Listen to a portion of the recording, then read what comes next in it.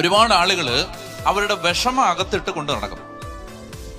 വിഷമം ഉള്ളിൽ ഒത്തിരി വിഷമമുണ്ട്. ഈ ചിരിക്കുന്ന ആളുകളെ കാണാൻ വളരെ ചുരുക്കമാണ്. നമ്മുടെ വിചാരം എന്താണെന്നറിയാം, നമ്മൾ വളരെ പ്ലസന്റ് ആണെന്നാണ് നമ്മുടെ വിചാരം. നമുക്കറിയില്ല, ആരെങ്കിലും കൊണ്ട് നമ്മൾ വെറുതെ ഇരിക്കുന്ന സമയത്ത് നമ്മൾ അറിയാതെ ഫോട്ടോ എടുപ്പിക്കണം. ഇപ്പൊ സിസ്റ്റർ വേറൊരു സിസ്റ്ററിനോട് പറയണം, ഞാൻ വെറുതെ ഇരിക്കുന്ന സമയത്ത് ഞാൻ അറിയാതെ എൻ്റെ ഫോട്ടോ എടുക്കാൻ പറയണം. ആ ഫോട്ടോയാണ് ശരിക്കുള്ള നിങ്ങൾ. മറ്റേതെല്ലാം നമ്മൾ പോസ് ചെയ്തെടുത്തതാണ്, അത് അഭിനയമായിരുന്നു.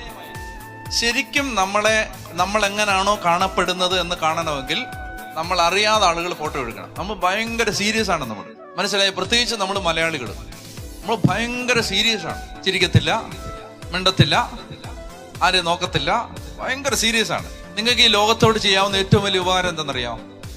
നന്നായിട്ട് ചിരിക്കുക എന്നുള്ളതാണ്. ചിരിക്കണ ആളുകളെ കണ്ട സംസാരിക്കണം.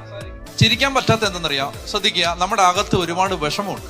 നമ്മുടെ ഒരു പ്രോസസ്സ് എങ്ങനെയാന്ന് വെച്ചാൽ നമ്മളിങ്ങനെ ഇതെല്ലാം ആലോചിച്ചുകൊണ്ട് നടക്കുകയാണ്. പോകുമ്പോഴും വരുമ്പോഴും എല്ലാം നമ്മൾ ഈ വീട്ടിലെ കാര്യവും നാട്ടിലെ കാര്യവും കെട്ടിയവന്റെ കാര്യവും പിന്നെ മഠത്തിലെ കാര്യവും പിന്നെ എല്ലാം ഇങ്ങനെ ആലോചിച്ചുകൊണ്ട് നടക്കുകയാണ്.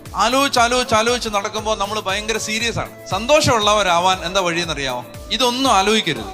ഇത് ആലോചിക്കുന്നതിന് പകരം എന്റെ കർത്താവിന് എന്നോട് എന്തോരം സ്നേഹമാ, എന്റെ ദൈവം എന്നെ ഒരിക്കലും കൈവിടത്തില്ല, ആയുഷ്കാലം മുഴുവൻ എൻ്റെ കൂടെ എൻ്റെ കർത്താവ് ഉണ്ടായിരിക്കും, ഞാൻ കാലുകുത്തുന്നിടത്തെല്ലാം ദൈവമായ കർത്താവ് ആ ദേശം എനിക്ക് തരും, ആയുഷ്കാലത്തൊരിക്കലും എന്നെ ആർക്കും തോൽപ്പിക്കാൻ പറ്റില്ല, മോശയോട് കൂടെ എന്ന പോലെ ദൈവം എൻ്റെ കൂടെ ഉണ്ടായിരിക്കും, എന്റെ കർത്താവ് എനിക്ക് അഭിവൃദ്ധി ഐശ്വര്യം തരും, എന്നോട് ഈശോയ്ക്ക് ഭയങ്കര സ്നേഹമുണ്ട്.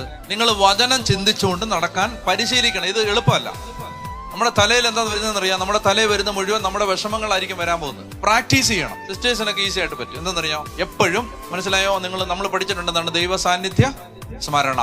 എപ്പോഴും, അതായത് രാവിലെ എഴുന്നേൽക്കുമ്പോൾ തന്നെ ഒരു 2-3 വചനം വായിക്കണം. എന്നിട്ട് ആ ദിവസം മുഴുവൻ ആ വചനം ഹൃദയത്തിൽ കൊണ്ട് നടക്കണം. ആ വചനം ഇങ്ങനെ ഉരുവിട്ടുകൊണ്ട് നടക്കണം. ഇടയ്ക്കിടയ്ക്ക് ആ വചനം ഓർക്കണം. എന്നിട്ട് ആ വചനത്തെക്കുറിച്ച് ധ്യാനിച്ച് സന്തോഷിക്കണം. മനസ്സിലായോ? പത്തായത്തെ കൊല വഴുത്തിരിക്കുന്ന കണ്ട് സന്തോഷിക്കുകയല്ല, മറിച്ച് ഈ വചനം അകത്ത് കിടന്നിങ്ങനെ ആലോചിച്ച് സന്തോഷിക്കണം. അപ്പൊ എന്താണെന്നറിയാമോ, നമ്മൾ അറിയാതെ തന്നെ നമ്മളിൽ ഒരു ഓറ രൂപപ്പെടും. നമ്മൾ അറിയാതെ തന്നെ നമ്മളിൽ ഒരു പ്ലസന്റ് ഫീലിംഗ് രൂപപ്പെടും.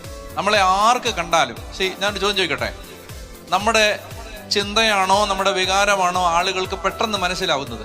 അതായത് നമ്മൾ എന്ത് ചിന്തിക്കുന്നു എന്നുള്ളതാണോ, അതോ നമ്മുടെ വികാരം, ഇമോഷൻ ആണോ, തിങ്കിങ് ആണോ, തോട്ട്സ് ആണോ? ആളുകൾക്ക് പെട്ടെന്ന് ക്യാച്ച് ചെയ്യുന്ന ഏതാ? ഇമോഷൻസ് ആണ്, ചിന്തയല്ല. അതായത് നമ്മൾ എന്ത് ചിന്തിക്കുന്നു എന്നുള്ളതല്ല, നമ്മുടെ വികാരം എന്താണ്. ഇപ്പൊ നമ്മൾ നല്ല സന്തോഷത്തിലാണെങ്കിൽ നമ്മുടെ അടുത്ത് വരുന്നവർക്ക് എന്തുണ്ടാവും? നല്ല സന്തോഷം. നമ്മളൊന്നും പറയണ്ട, പ്രത്യേകിച്ച് അയ്യോ ഞാൻ എന്തൊരു സന്തോഷമാണെന്ന് അറിയാമോ എന്നൊന്നും പറയേണ്ട കാര്യമില്ല. മറിച്ച് നമ്മളൊന്നും പറയാതെ തന്നെ ആളുകൾക്ക് നമ്മുടെ അടുത്ത് വരുന്നവർക്ക് എന്തുണ്ടാവും? സന്തോഷം ഉണ്ടാവും. മനസ്സിലായില്ലേ? അപ്പൊ അതുകൊണ്ട് ആകുലപ്പെട്ട് നടക്കരുത്. നമ്മുടെ ആളുകളുടെ പ്രശ്നം, നമ്മളിങ്ങനെ എല്ലാം ചിന്തിച്ചു കൂട്ടി ഇങ്ങനെ നടക്കും. നമ്മൾ ദേവാലയത്തിൽ വരുമ്പോ ഇങ്ങനെ വിഷമം ചിന്തിച്ചുകൊണ്ടിരിക്കുന്നതിന് പകരം വിഷമം എല്ലാം കർത്താവിനോട് പറയണം. ഇത് വളരെ പ്രധാനപ്പെട്ട കാര്യമാണ്. വചനം പറയുന്നു, ഞാൻ എൻ്റെ ആവലാദികൾ കർത്താവിനോട് വിവരിച്ചു. എസെക്കിയേൽ പറയുകയാണ്, ഞാൻ അമർഷം പൂണ്ടവനും പര്യാകുലനുമായിട്ടാണ് പോയത്. ജെറമിയ പറയുന്നു, ഞാൻ എന്ത് ചെയ്യുന്നു, ഞാൻ എൻ്റെ സങ്കടം എല്ലാം ഞാൻ കർത്താവേ ഞാൻ നിന്നോട് പറയുകയാണ്. മോശ ദൈവത്തോട് സങ്കടം പറയുന്ന നമ്മൾ കാണുന്ന ആവലാതി. ദാവീദ് ദൈവത്തോട് ആവലാതി പറയുന്നു. ദാവീദ് പറയുകയാണ്, ദൈവമേ, നാട്ടുകാരെന്നെ നോക്കി പറയുകയാണ് അവന്റെ ദൈവം അവനെ സഹായിക്കില്ലെന്ന്. അങ്ങനെ പറഞ്ഞ കർത്താവേ, ആവലാതി പറയും. അപ്പൊ നമ്മൾ ദേവാലയത്തിൽ വരുമ്പോ ശ്രദ്ധിക്കേണ്ടത് ഇതാണ്. ഞാൻ സ്തുതിക്കാനും പ്രാർത്ഥിക്കാനും ദൈവത്തെ ആരാധിക്കാനും പറയുന്ന സമയത്ത് ചിന്തിച്ചോണ്ടിരിക്കാതെ കർത്താവിനോട് പറയണം. എന്നിട്ട് ഒന്നാമത്തെ കാര്യം, സ്തുതിക്കുമ്പോഴും ആരാധിക്കുമ്പോഴും ഈ ചുറ്റും നോക്കുകയോ ചെയ്യരുത്. ഒരു ദൈവാനുഭവം ഉണ്ടാവാൻ ആഗ്രഹിക്കുന്നുണ്ടോ? കൈവക്ക്. ഉണ്ടെങ്കിൽ ഞാൻ എളുപ്പവഴി പറഞ്ഞുതരാം. ഇന്ന് വരെ അനുഭവിച്ചിട്ടില്ലാത്തതുപോലെ യേശുവിനെ അനുഭവിക്കും.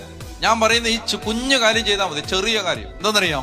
ഒന്ന്, പുറം ലോകത്തെ മറക്കുക. പ്രാർത്ഥിക്കുമ്പോൾ വെളിയിൽ എൻ്റെ അടുത്തൊരാൾ നിൽപ്പുണ്ടെന്ന് ഓർക്കുകയും ചെയ്യും. ഞാനും എൻ്റെ കർത്താവും മാത്രമേ ഉള്ളൂ. ബുദ്ധിയെടുത്ത് തോട്ടിലെറിയുക, ബുദ്ധിയെടുത്ത് പെരിയാറിൽ എറിഞ്ഞേക്കുക.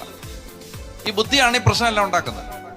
ബുദ്ധിമാന്മാരിൽ നിന്നും വിവേകികളിൽ നിന്നും മറച്ചു വെച്ച് ശിശുക്കൾക്ക് വെളിപ്പെടുത്തുന്ന ദൈവമാണ് ബുദ്ധി. മറ്റു സമയത്ത് എടുത്താൽ മതി. കർത്താവ് പറയുന്നത് കണ്ണും പൂട്ടി വിശ്വസിക്കുക. എന്നിട്ട് കർത്താവിനോട് പ്രാർത്ഥിക്കുമ്പോൾ ദൈവാനുഭവം ഉണ്ടാവാൻ പറയുകയാണ്. പ്രാർത്ഥിക്കുമ്പോൾ അടുത്തൊരാൾ നിൽപ്പുണ്ടെന്ന് ചിന്തിക്കുകയേ ചെയ്യരുത്. കണ്ണടച്ചോണം. എന്നിട്ട് സ്വതന്ത്രമായിട്ട് അങ്ങ് ആരാധിക്കണം. മനസ്സിലായോ? നമ്മൾ ഈ ചുറ്റുപാടുകളെ ശ്രദ്ധിച്ചുകൊണ്ട് നിൽക്കുന്നതുകൊണ്ടാണ് നമ്മൾ വളരെ അച്ചടക്കത്തോടെ നിന്ന് ആരാധിക്കുന്നത്. നിങ്ങളെ മറന്നാൽ ആരാധന പാട്ട് പാടി കഴിയുമ്പോൾ നിങ്ങൾ ഇങ്ങനെ നിൽക്കുന്നതാണ്. മനസ്സിലായോ?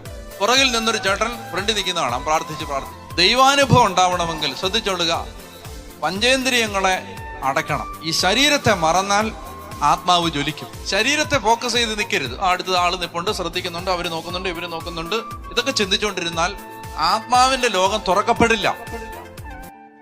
അതുകൊണ്ട് ആരാധിക്കുന്ന സമയത്ത് എല്ലാം മറന്നോണം.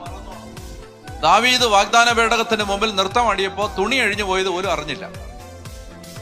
ഭാര്യ പറഞ്ഞപ്പോഴേ അറിഞ്ഞത് തുണിയില്ലായിരുന്നു എന്നുള്ള വിവരം. തുണി അഴിഞ്ഞുപോയി, ഡാൻസ് ചെയ്തപ്പോ തുണി അഴിഞ്ഞുപോയി.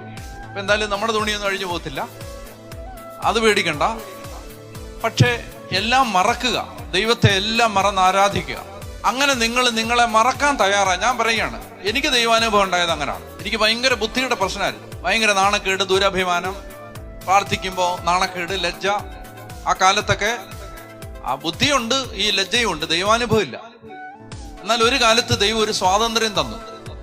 മനുഷ്യൻ എന്ത് പറഞ്ഞാലും അവനോട് പോയി പണി നോക്കാൻ പറയാനുള്ള ഒരു ധൈര്യം. അത് കിട്ടിക്കഴിഞ്ഞപ്പോ എന്തുണ്ടായി? പെട്ടെന്ന് ദൈവാനുഭവം ഉണ്ടായി. മനുഷ്യന്റെ സർട്ടിഫിക്കറ്റ് നോക്കി ഇവിടെ ഇരിക്കരുത്. ഒരാപത്ത് വരുമ്പോ ഈ അംഗീകാരം ചാർത്തി കിട്ടാൻ നമ്മൾ നോക്കി നിന്ന മനുഷ്യരൊന്നും ഉണ്ടാവില്ല. ആരെ പേടിച്ചിട്ടാണോ നിന്റെ ജീവിതത്തിന്റെ ആധാരമായവനെ ആരാധിക്കാൻ നീ മറന്നത്, ആപത്ത് വരുമ്പോ അവര് നിന്നെ സഹായിക്കില്ല. ആദ്യം ഉപദ്രവിക്കുന്നത് അവരായിരിക്കും. ദൈവം മാത്രമേ കൂട്ടിനുണ്ടാവൂ. അതുകൊണ്ട് ദൈവത്തെ മാനിക്കുന്നതിനും ആരാധിക്കുന്നതിനും ഒരുത്തന്റെ സർട്ടിഫിക്കറ്റ് വേണ്ടാന്ന് മനുഷ്യനെന്തെങ്കിലും പറഞ്ഞോട്ടെ, അനുബന്ധ പുരുഷന്റെ വഴി പറയുന്നില്ലേ? ആരെങ്കിലും എന്തെങ്കിലും അതൊക്കെ ചൊല്ലിയിട്ടാണ് ഇങ്ങനെ ഇരിക്കുന്നത്. ആരെങ്കിലും എന്തെങ്കിലും പറഞ്ഞുകൊള്ളട്ടെ, സ്നേഹം പ്രതിബന്ധം അറിയുന്നില്ല. പരമാർത്ഥ ഹൃദയർ അവിടുത്തെ കാണും. അങ്ങയിൽ ആശ്രയിക്കുന്നവരാരും ലജ്ജിതരാവില്ല. പരമാർത്ഥ ഹൃദയർ അവിടുത്തെ കാണും.